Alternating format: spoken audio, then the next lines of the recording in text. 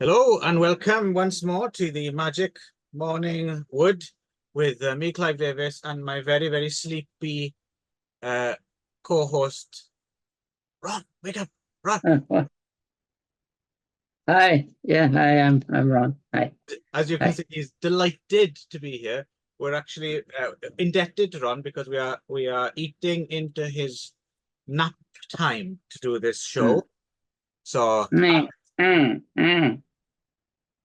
that's erotic. Don't do that again. I will get distracted. You all right there, Ron? Apart from being Yeah, I'm okay. Yeah, I'm okay. okay, dog. I'm not top of my game, but I'll be. But when am I? So I never am. So Right. Well, see, I didn't even have to. You did it all yourself. right, Yeah, you put yourself down. I sure. was just about to jump in and go, no, don't say such a thing. But God, it's just too late. There's there's something like in blocking the corner of your camera there. What is that? Oh, what is that? Can you guess? It's there again. Is it like an iPad or your phone? It's a phone. What's your phone? Oh, okay. That was an exciting new addition to the. Can you guess what it is yet? Hmm. Yeah, we'll Okay. have to Guess do what that this every is. time. If you can guess what this is. That's a carrot freshly picked from your garden. Yeah. Yeah, And pull back. Oh, you're wrong. Oh. here we go. Can you hear this? Should I turn it up, etc.? Enough. Yeah, there we go. All the fun of the fair. So yes, so here we are Yeah. talking All right. films. Yeah. So Algorithms on. Last thing we talked about was Frightmare. So we're both reacting to Frightmare. Um, right. we both kind of went in a similar direction, Yeah. although I went slightly more specific than you. I went, so Frightmare was a 1974 um, film, but actually, if you follow the timeline, It was a film. yes, Oh, okay. yes. Yeah. Is there a You're just guy like coming? it was a 1974 film. Yeah. So okay, I Yeah, wasn't sure. yeah, Yeah. yeah. Just We're not you said talking. it as if like film was like a surprise. That it Yeah, was we like a bit normally of like talk. Yeah, information. packaging. Yeah. Yeah, and Yeah. yeah. Yeah. So anyway, this motion picture from Right. 94, which if you actually This followed hockey. while I was watching it, the opening flashback takes place in 1957 and then jumps Huh. 15 years forward. So even though it was a 1974 film, for some reason it was actually set in 1972. So my connection is even more solid. So my connection is Okay. Cannibals in the UK in 1972. Okay. Sure. So I'm going with Deathline, the Definitely. 1972 US UK primarily UK co-production, aka Raw Meat in the United States, where apparently they fucked about with it a little bit and removed some gore and stuff like that. Oh, really? Oh, that's too Mm, bad. yeah. Have you seen this before by any chance? No. Okay, I'm very keen to get your thoughts on this because this is, long been a favorite of mine and all of, considered a bit of a classic of British horror of the 70s and directed by an American, though, Gary Sherman, written by him and Kerry Jones. Paul Maslansky as a producer who was a producer on a lot of things and directed his own black horror film Sugar Hill a couple of years after this. But of course, he's also the producer of the massively successful Police Academy series. Oh. Yes, which is where you may know. Massively successful in a uh, relative sort of way, right? I think they were pretty major hits. There was fucking 7 of them, right? So, Yeah. Well, the first one I think was, and then I don't know the rest of them. oh, I haven't seen those. I don't know where they were. Are I you think making? like at least from like five, they were all straight to video. I think. No, that's interesting. The only one that was officially direct to video was the 7th one, Mission to Moscow, the one Really? with Okay. Steve Guttenberg. Yeah, but I do wonder if things might have played differently in different territories. So I'm wondering if you Canadians might have had enough of Police Academy after the It's first four or possible. something. I But I can't really remember. remember But 5 at least, like maybe not 6 so much, but maybe 6 as well, getting massive pushes in the UK when they like I Oh, really? remember the trailer was on television all the time because it's the one 5 Assignment Miami Beach. There's the shark, Huckleberry putting the gun to the shark, saying, "Get out of the water now, mister!" Like that's how much it was on television. That trailer is that I remember it. I don't know if I've ever seen Assignment Miami Beach more than once or twice. I remember going to see City Under Siege in the theater. No, sorry, Citizens on Patrol. I saw in the theater. On patrol, yeah. Are we going to do the whole Police Academy franchise as your reaction to this movie? Well, no, because it's Yeah, we're not reacting. reacting to this movie. Right. Would that have been your reaction? Of course, Dan. What a shame. Yeah, actually, to be honest, I am overly fond of, especially the first one, because it's just one of those things you watch. Yeah, I'd love to go back and rewatch them. I don't remember much about them, so. I rewatched the first one not that long ago with my missus also, just because they're so ingrained in my childhood. Saw them so many times that I can't really be critical of them. Sure. Did it hold up? I laughed. I laughed. Okay. I don't know if I Did laughed your wife? funny or Did your wife hold it? Did your wife laugh? Yeah, we both enjoyed. Our favorite, though, of course, is the second one because that's the one that Bobcat turns up. Right. Bobcat Goldthwait is the bad guy, and my wife adores Bobcat Goldthwait. So Really? yeah, she's a big fan of him. She is so upset when he's in more recent years he started turning up on, like as himself. She was devastated that that's not quite his real voice. Yeah, I mean it is a little bit, to be fair. Yeah. His voice is a little bit like that, but I think she was upset that he did talk like that all the time, like the fully amped up version. Yes, so but we're not talking Police Academy, we're talking Deathline. So this one, quite simple, really. There's people going missing on the London Underground, particularly from fuck, I forget the I wrote it down as well, which is what's the tube station? Oh, Russell Station on the Piccadilly line. They're going missing. I used to live on the Piccadilly line, so I'm familiar with Russell Station. And then one particular guy disappears, and a kind of a young hippie, Yank, played by David Ladd, Alan Ladd's son, and I guess not what's it called? Half brother of producer Alan Ladd Jr. That's how he got the gig. And his girlfriend, Sharon Gurney, they go to the police, which is where it starts to get fun because it's Donald Pleasance, right? And boy, is Donald Pleasance pre-Halloween. Yeah, oh yeah. Already a giant. Apparently, that's why Christopher Lee agreed to do the film so he could work with Donald Pleasance, and I mean, it's interesting to compare as well because Halloween. I mean, he's very, very serious, right? The blackest eyes I've ever seen, and all that. And this performance, he's just wow. What a he's really going. He's swinging for the fences. Yeah. Get your Is he more known for these types of things or for the Halloween type of thing?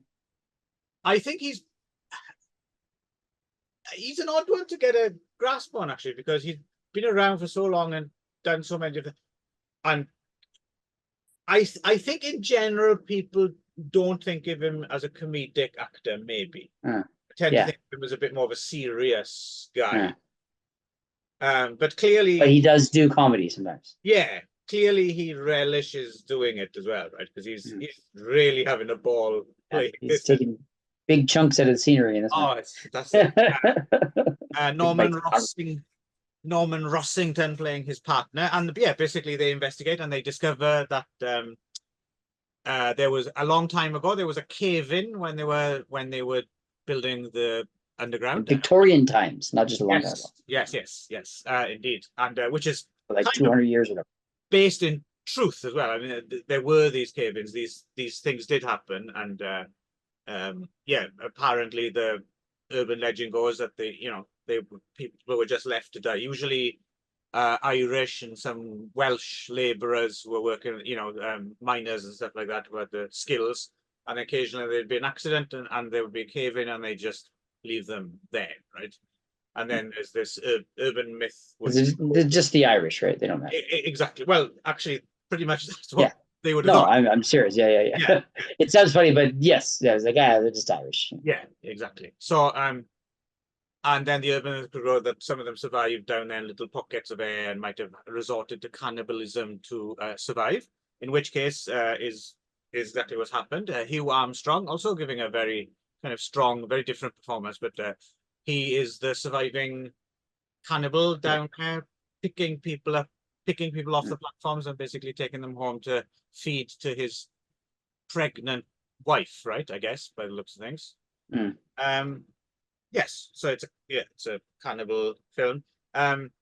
So yeah, I'm not going to waste any time with my opinion. Really, this is a classic. I've always loved it, and I didn't change my mind one bit. I still think this is fucking a great film. So I'm really more interested to find out what the young Mr. Scott here made of this on his first viewing.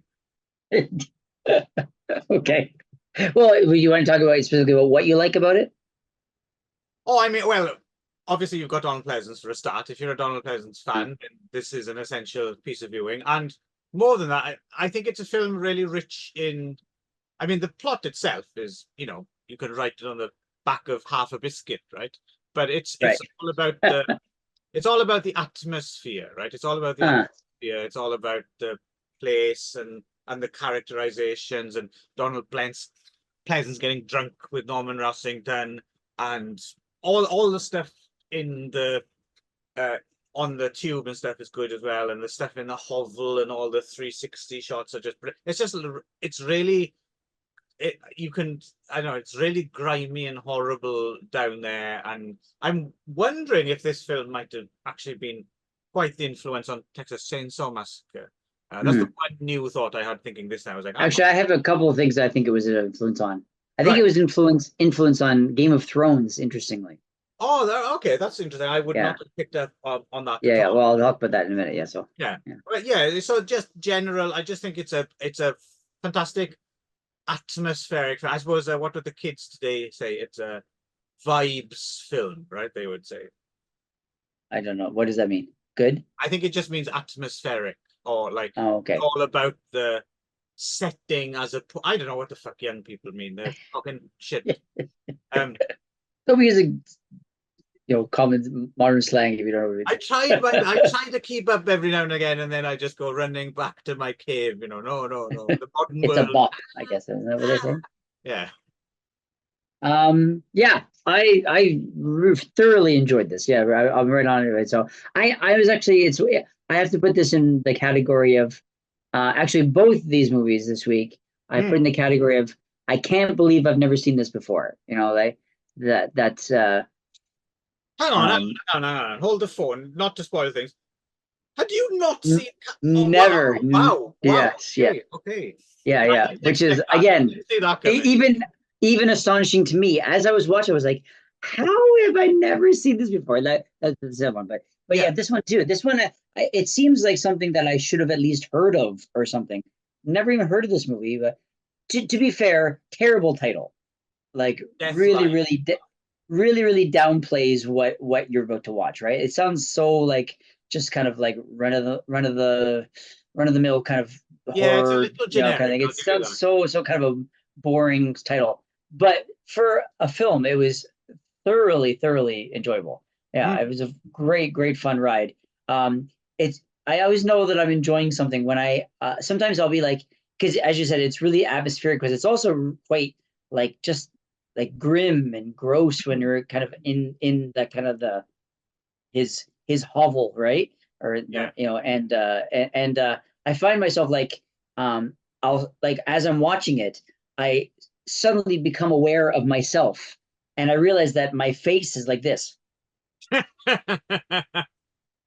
And then I have to like stop myself and remind myself to relax my face. That's because good. It's just so like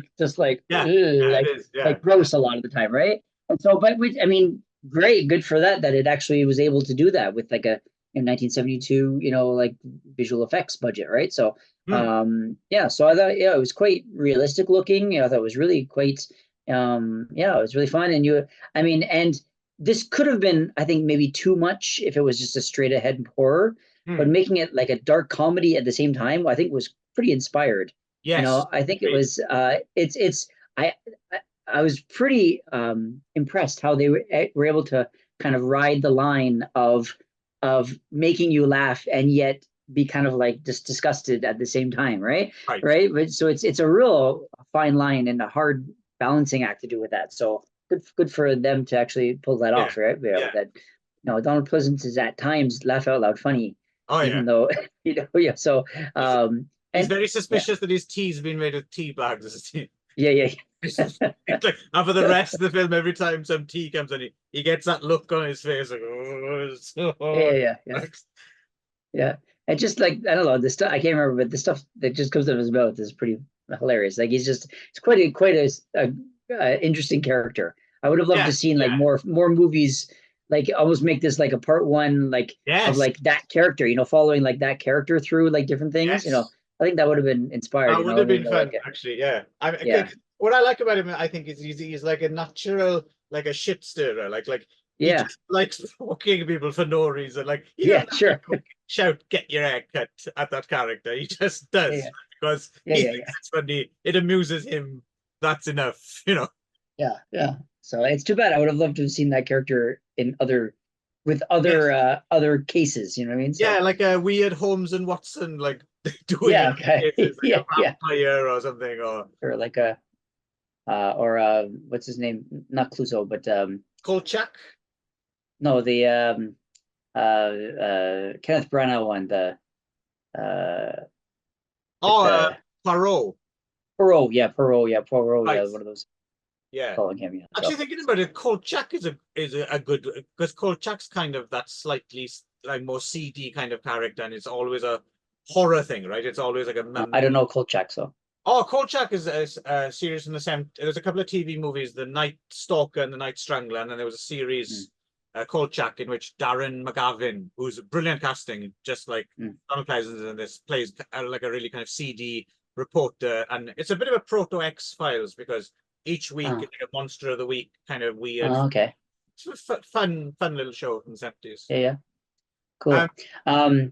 And yeah, the link with Game of Thrones that I oh picked yeah, up, yeah, yeah. you haven't seen Game of Thrones, I guess, right? You I've haven't? seen some, but not enough Yeah, to make a link.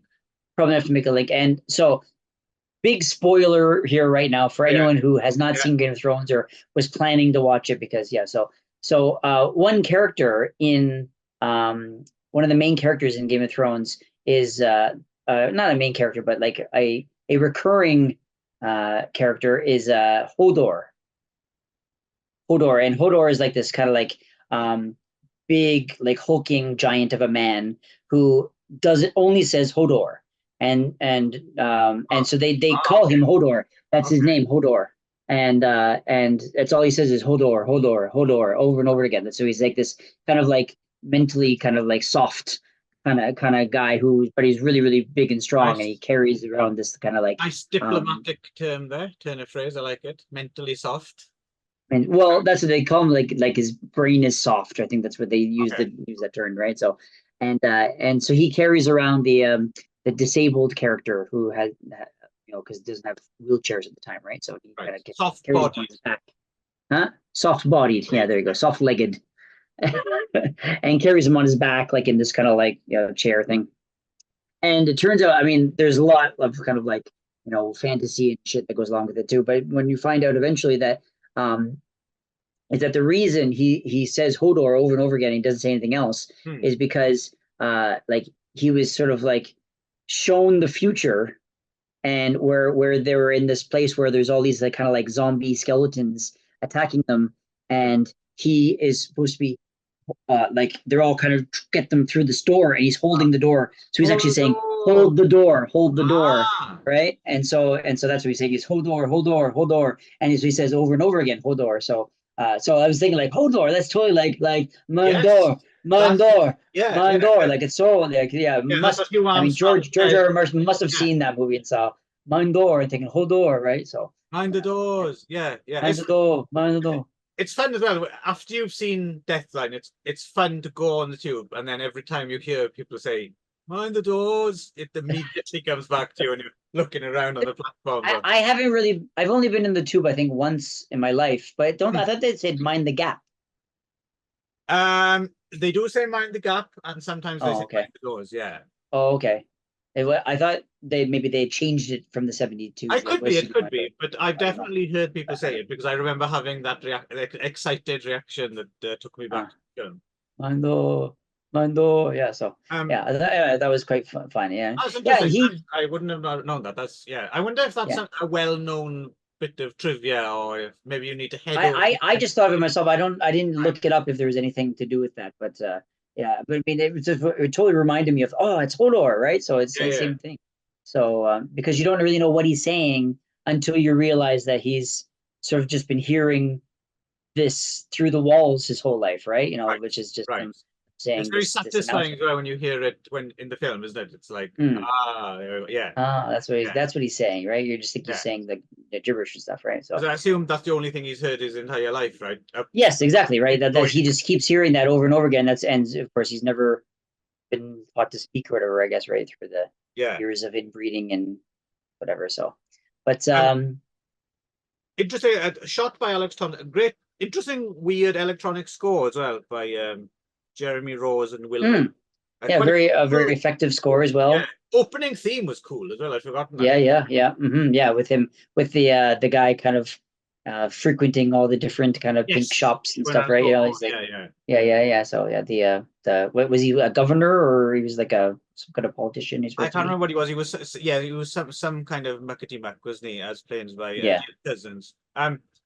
Yeah, no, kudos to Gary Sherman as well, because this was like his feature debut, right? Like he'd done Mm. some commercials and he'd done a short film about Bo Diddley actually, which I'd quite like to see. I don't know if it's extant, but yeah, to have this as your feature directorial debut is Mm. pretty impressive because you don't. I mean, even a really seasoned veteran with other seasoned veterans around them, which is I guess is what he had. You don't shoot almost an entire film like underground. It's like a nightmare, right? Yeah, sure, yeah. Yeah. So no, it's very impressive piece of work. Nice use of it's not actually Russell's Square Station. It's a station that doesn't exist anymore. I think it's called Aldwych, which was like at the time was like semi-closed or something. It was only open at peak hours or something. And a giveaway is you see the big sign saying this way to District Line, and you can't get to the District Line from Russell Square Station. So tube nerds would have spotted that little error. Right. Um, You spent a lot of time on the London tubes, your youth? well, not my youth, but when I lived in London when I was like 19, yeah, almost every day. That's the youth. 19 is not youth. No, sorry, I assumed you meant child, but not. No, like youth mean, yeah. Right. 19 is a youth. You're a youth. I think I did visit London once or twice as a kid, though, and I guess we probably did go on the tube just because in those days there would have been a bit of kids today wouldn't believe this maybe, but it was a treat to go on the tube, right? If you were coming from the country, it was like a sure, yeah. park or something, right? Country bumpkins, right? Yeah, exactly. So there we go. No, Deathline. Yeah, no, I'm very pleased. I'm surprised this movie doesn't have. I mean, it probably does in the UK, but I'm surprised it doesn't have more of a like a name to it. I mean, there's not more of a it's not more infamous than it is, or because I'd never even heard of this movie. Yeah, I think it does in horror fandom, but you're quite right. It's not necessarily quite up there with, well, like we mentioned, Texas Massacre. It's not a title necessarily that jumped out. It's a not a cut exactly, but it's slightly. It should definitely be more well recognized as a proper classic, right? I think. But also, like on IMDb, it got pretty. It's only got like a 5.9. It's got a kind of a low rating. A lot of low ratings on this, and I was like, I don't know what people are, what they would want more from this. I thought it was quite fun, and Christopher Lee just pops up for like this one random scene, which did seem kind of weird. That it didn't really feel like it really needed to be there. That one kind of felt like a little bit. Well, we got Christopher Lee. Let's give him something to do, kind of thing. But He's like a that was the only thing. CID inspector or something, isn't he? He's just like it's I suppose it's a vague hint. It's a vague hint that there's a conspiracy and people know about it, but they don't want it to come out or something. It's like a Yeah, little hint at that, isn't it? right. I just thought it was more to do with like the fact that the muckety muck at the beginning Mm.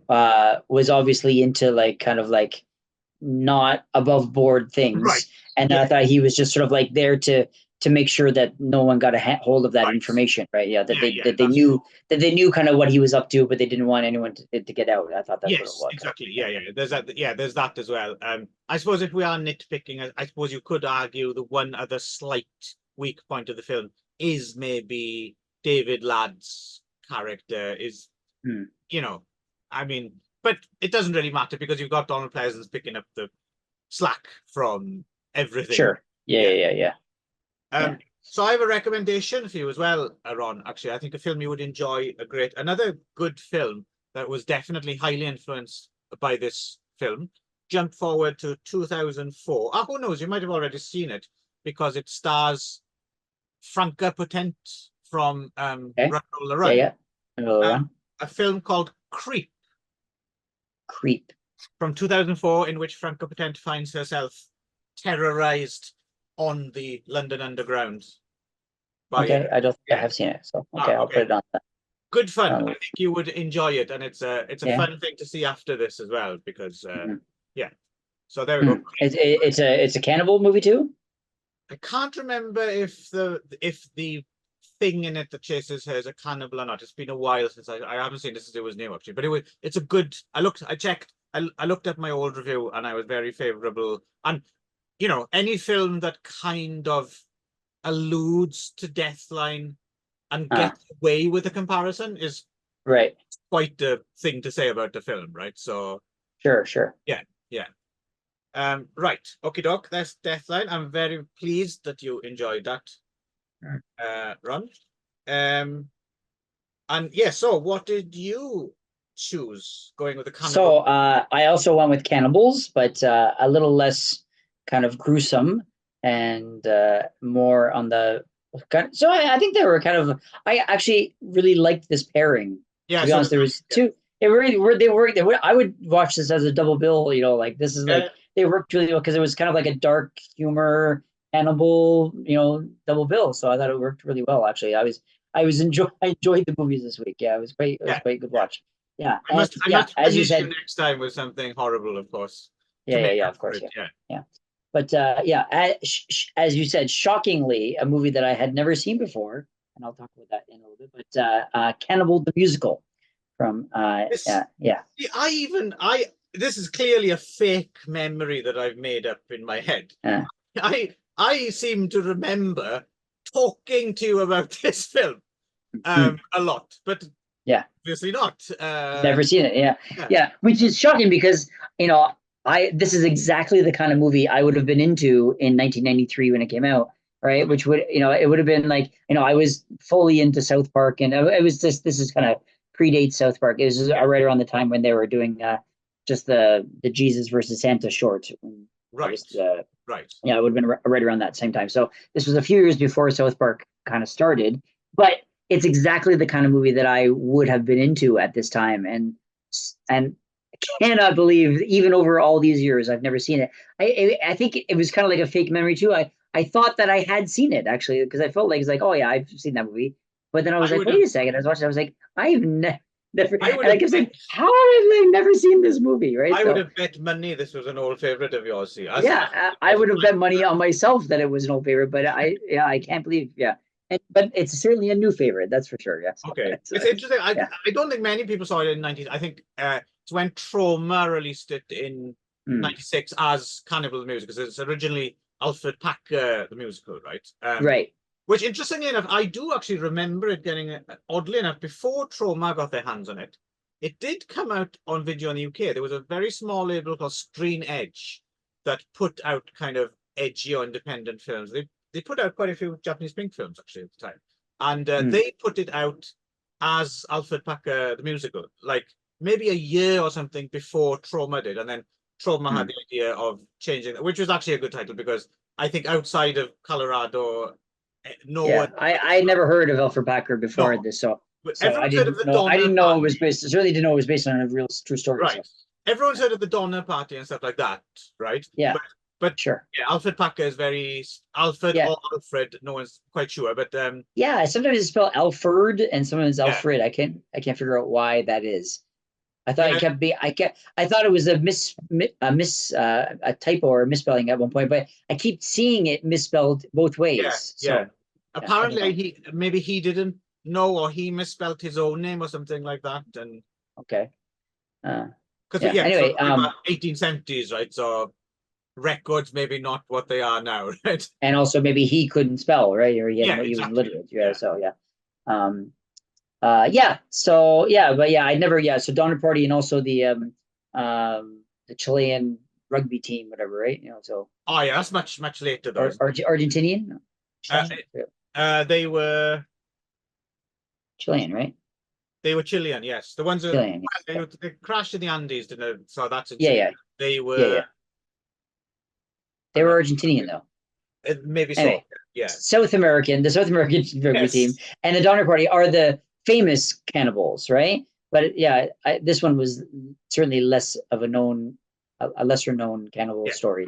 I think So, Trauma. This is one of those. I mean, you can love or hate Trauma for various reasons, but I think they were pretty smart in retitling this one. I think. right, yeah. So, I had never. I'd heard of this movie, obviously, but I think it was just sort of like on my kind of like, oh yeah, maybe I'll get around to seeing that someday kind of thing. Hmm. But yeah, anyway, this seemed like the perfect opportunity to finally get around to seeing it.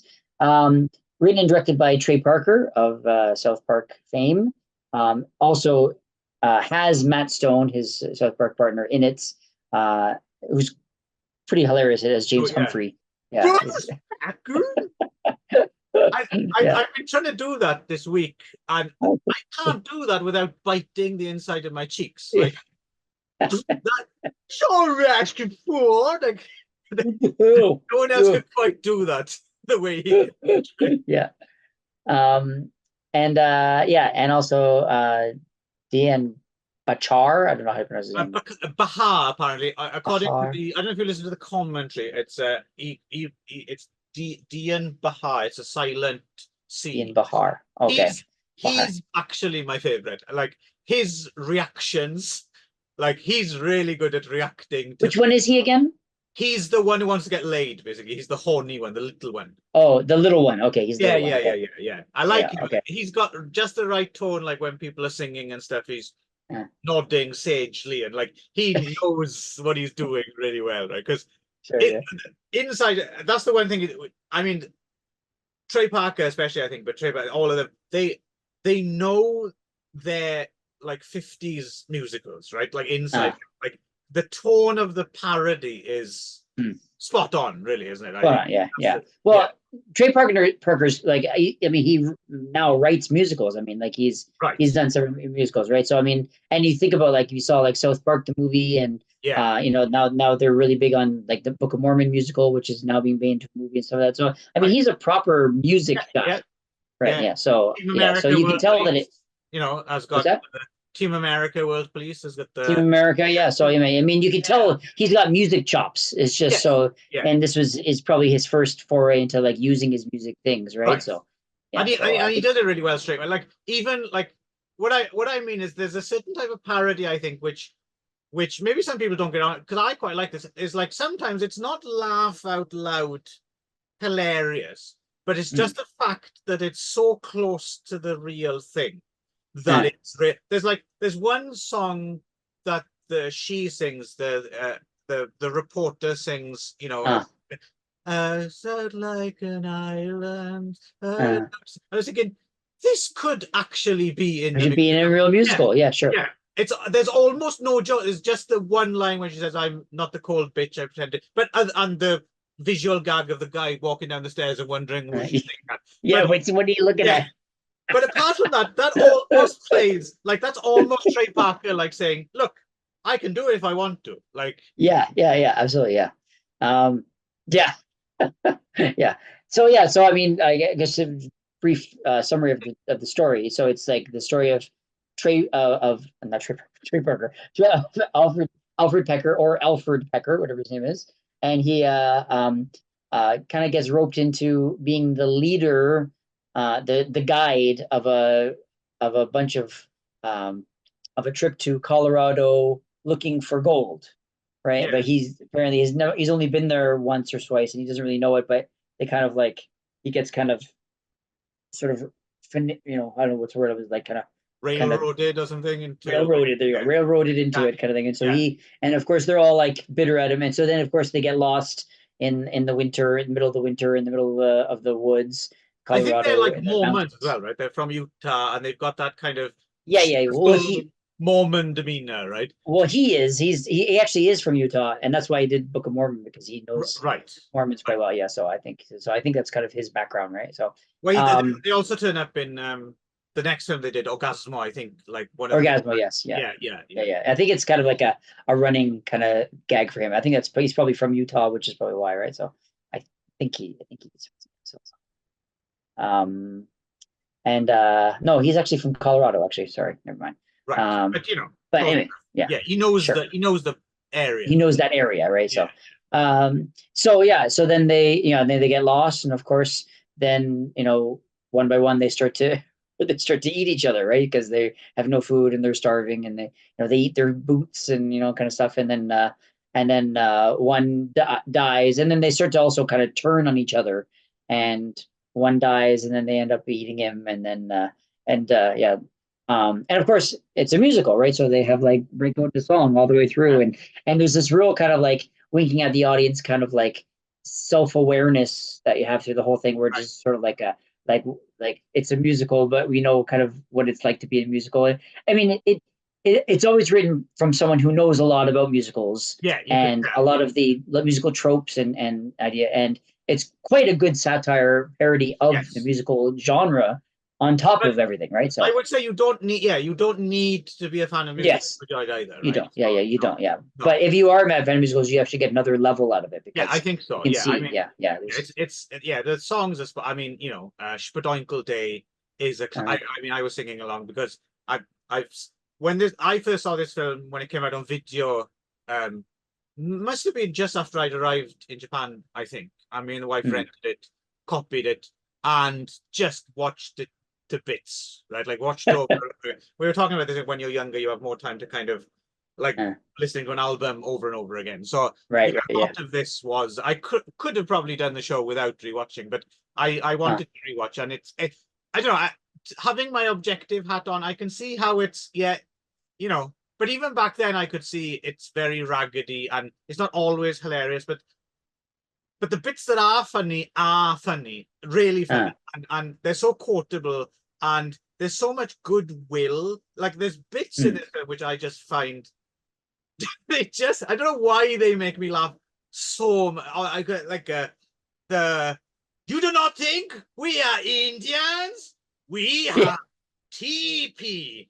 Look at all our teepee because we are Indians. Like that stuff fucking just roll on the ground funny. I thought it was funny too, but I was like, why did they choose to make obvious like Japanese people the Indians? Like what was what do you think there was a reason behind that? I think it might be a threefold thing. One, Trey Parker is obviously obsessed with Japanese stuff and speaks Japanese. He was studying Japanese for some reason. Yeah, so actually, while we were switching over, so he actually went to the University of Colorado where he met Matt Stone, and actually they made this movie while they were at and he was studying music and Japanese, so that was actually his and this time as well, listening to it, I could pick up that some of the Japanese voices are him. You can tell it's him. Oh, really?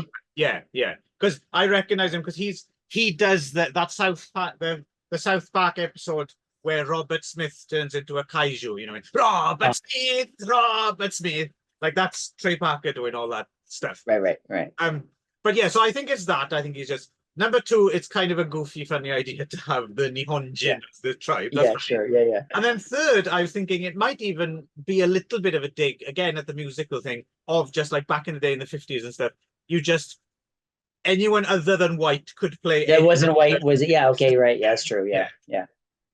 Or So, sometimes just a white person in brown face. or like the King and I, right? Then they just have like just Yeah. like random. Yeah, Yeah. exactly. That kind of thing. You could get away with that stuff. So I think it might be a bit of a dig at that as well. But I whatever see. it is, it's fucking funny. Yeah, it was hilarious. I did. Yeah, I wasn't sure why, but yeah, it was very funny. Yeah, and yeah, I don't. Yeah, I think all the guys in the movie also too like hit it right on. I mean, like because you could have had like one or two that weren't, but I mean you said like the little guy was good and Matt Stone was good, but I don't know. I think all the guys had moments, and they're all really suited for this kind of comedy. So it was Yeah, really yeah, yeah, true. yeah, The guy yeah. I who think got to they're sing "Let's Build a Snowman." I mean, it's got to be him. yeah. Great. It was so good. It's like so it's like Yeah. he was full into that, right? So Especially the second time where they lose their shit. They're like, "Shut the yeah, fuck!" And he's just, we can make it tall, we can make it not so tall. that's so tall. No, it's endlessly quotable as well. Like there's Yeah, that, the Nihonjin, there's the Cyclops. Are you looking at my eye? No, yeah. no, The no. eyes and the eyes like shooting Yeah, past out of it. yeah, Oh, it's great. yeah. Yeah, So yeah. it's I good. watched. I'm glad it holds up for someone watching it the first time because I was wondering because it is a little bit ropey and DIY and stuff. I can see how if you hadn't seen it back in the day or when you were younger, I thought it might, but clearly it's still funny if you see it now. I think it was. I think that's part of its charm. I think if it was really like clean and produced, I think Right. it wouldn't land as much. It was obviously like these guys at university threw this together and like obviously just like sat around one day, probably smoking weed and writing this, right? And then put it together. And it's yeah, I think that's part of like the DIY part of it is what makes it work so well. Right? And so it's probably the only movie we've ever done on this podcast where as soon as I finished, I usually watch on my iPad. So as soon as I'm done, and then I just delete the file because it's for other stuff, and right? and curse my name. And Yeah, often I do. This is the only time I ever went. You know what? Maybe I might watch that again. Yeah, so I didn't delete it from my iPad. So it was the only time. So and I may, because it was yeah. I again, shocking to me that we never seen this before. Yeah, so what a waste. Could have been had so many years of quoting it, right? It's exactly the some kind of thing that my friends and I back in Canada would have watched. So I'm not sure how it escaped our notice, but yeah, yeah, especially because we were all into South Park. So yeah, no, I am genuinely. I did not expect that. I really thought yeah, we would just basically this was going to be a yeah, self-indulgent 20 minutes yeah, of us just quoting the film. yeah, right. Which I suppose is lucky we avoided because that's definitely would have been from my point of view. Yeah, right, yeah. But I'm glad that I also wasn't sure if you actually enjoyed it because sometimes you're a bit picky on your comedy, and you've Yeah, never that's really true. mentioned South Park as being anything that you ever kind of were like. Um, Are you into South Park at all? it's a bit hit. I mean, to be honest, this is actually this is the thing I still like the most that they've done. At least stay film and I know you're a big fan of Book of Mormon, but I have not ever seen that or read it on. It hasn't yet come to the screen, right? Surprisingly, Well, but it's in production now. it So is now. Is it? Okay, yeah, yeah, but of the things, the movies and TV, I think this is still my favorite, even though it is. I mean, South Park's very hit and miss. There's some terrible episodes of South Park, some which are actually very well, funny. it's been on for like 30 years. I mean, you But it, can't all be winners. from the beginning, though, I Yeah, I remember guess. from Yeah, the beginning not loving it as much as like the theme tune would come out, and I'd think, oh, I'm gonna love it. And I don't even, in general, I haven't listened for a long time, but back in the day, I had the same feeling about Primus, oddly enough, that I had about South Park. Was like, oh, they're almost cool. If you see what I mean. almost cool. And South Park, it's got that cool opening theme to it, and then you get into it, and then I don't know, each episode kind of flounders a bit, but there are often some, like I mentioned that I remember really loving that Kaiju episode with Mm, Robert Smith. I thought that was really funny, right, and right. I stopped watching it a long time ago. I'm sure there's Yeah, gems that I haven't yeah, seen. most people. I mean, I don't even know who still watches it. Like, I'm No, surprised, like that, and like The Simpsons. I don't know who still watches that show, but I was like, but whenever you do watch it, I still laugh at it. I still think it's funny, but I just stopped watching it regularly years ago, right? So, yeah, no, it's a and then yeah, and then the movie I enjoyed, but again a little bit hit and miss. And Team America World Police, same thing, we hit and miss. I remember Orgasmo being not very good. The one they made directly after this. Yeah, right. I won't say any more than that because you never know, that might be your choice or something. But yeah, but for some reason this one, I think like you said, because they're also young and they don't have that much cash and everything, so it endears you towards it. I think that's all we're asking for. There's so much. That's all we're asking for. So again, fast. Yeah, I mean, yeah. Sorry, but every song is a earworm. It's like it's a Yeah, they are, and they're really catchy songs too. Yeah, that's the thing. yeah. So I love to have like and they're all like you can like see in your mind like just Trey Parker with his little keyboard just plugging it out, right? So and it even just sounds like that, but they're still hilarious. I'd love to get like a soundtrack of the seasons. The sun's as warm as a baked potato. Me and my wife to this day, we will say Shpadoinkle every now and again, or we'll do the howdy, howdy do, howdy, howdy, howdy do, howdy. We'll do that every now and again. No. So yeah, it's quite embedded up there. I really want to find, because I don't think my wife's ever seen this, but I'd like her to see it.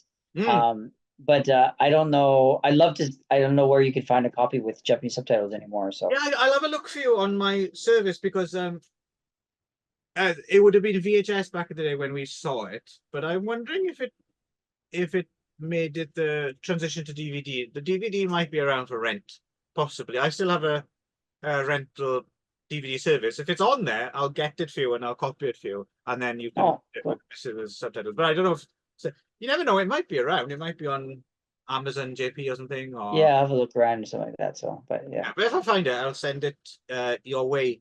Kind of weird that underground avant-garde kind of film pioneer Stan Brakhage is in this as well. He plays someone's father. Is it Trey? Someone's father. He's in it, like very brief. Oh, Dian Bahar's father. Yeah, I think he has just one line, like "Don't do it, son," or something like that. It's just odd that I think he might have been a professor at University of Colorado. Colorado. Because I get the feeling CU Boulder seems to be a little bit of UCB. It's University of Colorado in Boulder. Oh, okay, maybe it's a different one. But in general, I get the feeling that Boulder seems to be a little like the university program there. Because I listen to some other podcasts and with people who are connected, and it seems to be a little bit more progressive maybe than some other like I think they do have interesting people being professors. Alex Cox was a professor briefly at one of those Boulder universities, and yeah. I also really liked you only got to see them for like a couple lines, but like Matt Stone's family when they were basically like making, like his dad and his brother looked like it would have been a riot, but if he had done more than that, but no, his brother's great, isn't he? Yeah, he's the one like, no, son, you're going.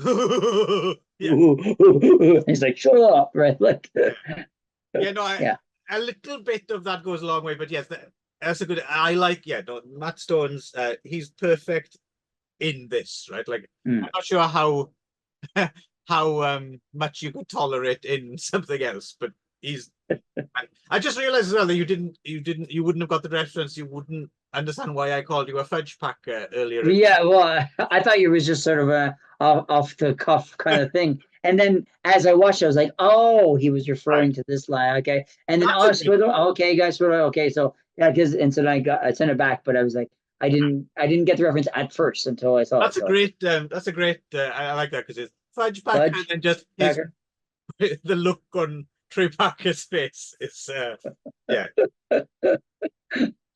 Yeah, okay, well, there we go then. Great, all right, yeah. Cannibal. Oh, sorry. Before we do have a few minutes here, so I might as well ask you on the off chance. Don't suppose you had time to watch the other Alfred Packer film, did you? I started to watch it, and I was like, I'm not as interested in this story as I am in just watching that other movie. So I just kind of let it go. But I'm sure you'll have something to say about it, though. A little bit, yeah. So there was an earlier Alfred Packer, and it's just Alfred, the legend of Alfred Packer from 1979. Non-comedy, non-musical, straight up, version of the story. Right. But I heard also quite fictional, though, apparently. Yeah, there's bits, but I mean, we should mention that's the the Cannibal the Musical kind of a version of events is surprisingly close to kind of what happened from what I understand. Uh. And there's a funny bit on the commentary actually when they're talking about, so the scene where there's, because it's framed as like a courtroom drama, right? The Cannibal the Musical. And they shot in the real courtroom that the actual trial happened. Oh, really? But what's interesting on the commentary is a drunken commentary they have with it. On the commentary, they say, Of course. yeah, we were like, we were really jazzed because we were filming this in the actual courtroom when it happens. And then we realized, well, no one knows. So who gives a fuck? Because of Which is a good point. I never knew that. yeah. It genuinely adds no extra authenticity. Everything looks kind of a bit fake anyway. So Yeah. so I thought that was kind of funny. But A Legend of Alfred Packer is a more straight telling, starring someone called Patrick Dre, directed by a guy called Jim Roberson, who also made there's a Canadian horror film called Superstition, aka The Witch, which is not bad actually. And then he did what else did he do? Oh yeah, he also directed the Giant of Thunder Mountain, which is, if you remember that old movie Egar, starring Richard Keel as like a caveman that some children find, and Richard Okay. Keel, Jaws from the James Bond films, Right. where they kind of remade it in 1990 as the Giant of Thunder Mountain, where they discover Richard Keel in a cave again, and he's a giant, and some kids befriend him. Is it like a family movie? I think it might be. I've not seen it, but that and this and Superstition. So he's, of some note, he made some interesting things. Because, I mean, I'm not going to go on about it too much, but this was actually, I thought this was okay. But if you consider it, they had no money to work with, and it's a kind of wilderness adventure with cannibals. It's okay. It's perfectly well put together. It wasn't really boring. I can see why people don't really talk about it that much. But I was expecting much worse, because I've always heard this film is just derided. So whenever someone brings it up, which is always in conjunction with Cannibal the Musical, people always say, I don't bother with that. Alfred. And it's like, it's all right. This is a bit unfairly maligned, let's put it that way. And there's one more, right? There's one more. There's no songs in it though, so it's true. It's true. Yeah, but so. you can sing along. You can sing. It's as a baked potato. But there's another one I've not seen. There's a 2005, again, very low budget shot of video film, I think, called Devoured. But I didn't get around to seeing that. That's also Alfred Packer. Yeah, but that's 2005. So right. So they were. I'm kind of a little bit interested to see that version, just because I'm guessing they would have made that aware of Cannibal the Musical. So how do you because it's easy to do it before, but how do you do the Alfred Packer story after Cannibal is out there without the temptation of like nodding to right. I'm sure it's terrible, but I might give Devoured a go one day if I find it anyway. Just curious if there's any little nods to Cannibal the Musical or anything like that, because it would be a temptation, right? Because anytime you look up Alfred Packer in any context, it's going to lead you to Cannibal the Musical, right? It's the most high-profile Alfred Packer thing out there, I think. Sure, yeah. Yeah, that's all I got on that, really. Yeah. Oh yeah, sorry. There's one genuinely quite funny line in Legend of Alfred Packer where the judge is summing up when he's gonna decide to hang Alfred Packer, and he says something like, I can't remember the name of it's not Bracket, it's something else they say, but he says, there are only 7 people in the county, and you ate 5 of them, which I thought was quite funny. I don't know if it was supposed to be funny, but it made me. Right. Okay. Any more to say about anything? Any more? Yeah. No, I shall never speak again. Okay. Yeah, it was good fun. I'm glad I was. This was 2 movies that were a good watch back to back, and very fun, gory watches. Yeah, nice. A Shpadoinkle episode. Shpadoinkle watch. What's that you said, Ron? What is it? Baked potato.